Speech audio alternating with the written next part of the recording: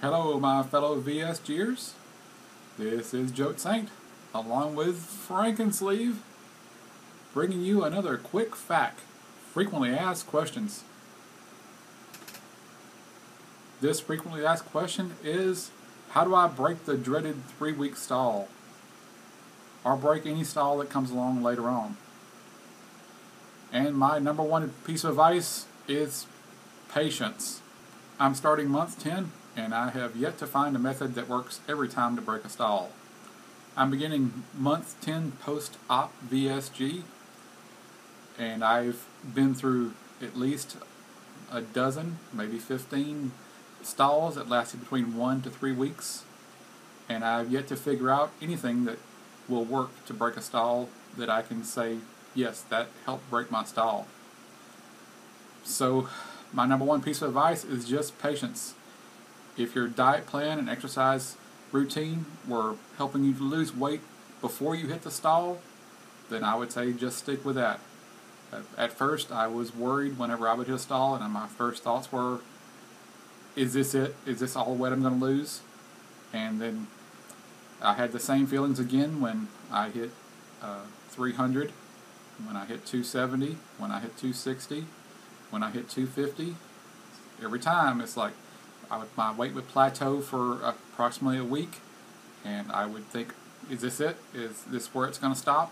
And as long as I kept doing what my program tells me to do and stuck to my dietary habits, after a few days or a week, the weight would start creeping off again. Sometimes I would get a huge whoosh, and I would go to bed one night and wake up the next morning 5 pounds lighter. And it's like, where did the weight go? Why was I hanging on to it? So it's just a matter of your body getting used to the new way of living. You're going to be cutting back drastically on the calories you're taking in every day.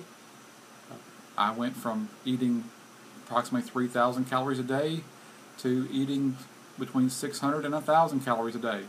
And at first your body's like, no big deal, just keep using up your energy reserves, burn that fat up.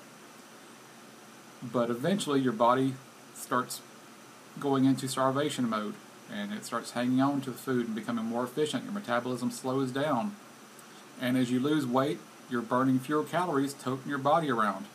So that's something else you need to take into consideration. So if you want to, you can do like a lot of people advise. Sometimes people say up your calories for a few days by eat a couple hundred extra calories. Some people say go protein. Eat high protein meals and cut the carbs out completely. Other people say eat high glycemic carbs and lower protein.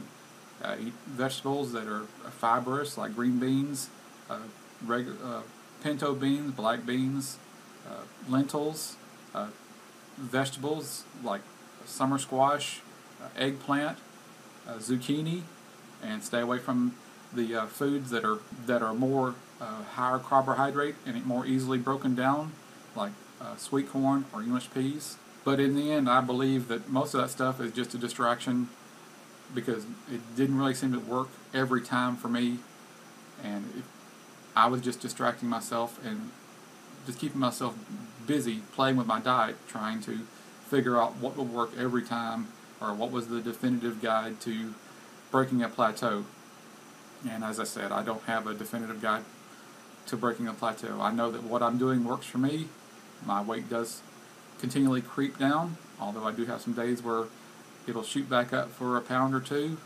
I know that if I keep working my program, my body will fall back into line and the weight will start creeping back down again. So, this is Jote Saint, along with Frankensleeve, signing off from VSG land. And keep pimping that sleeve.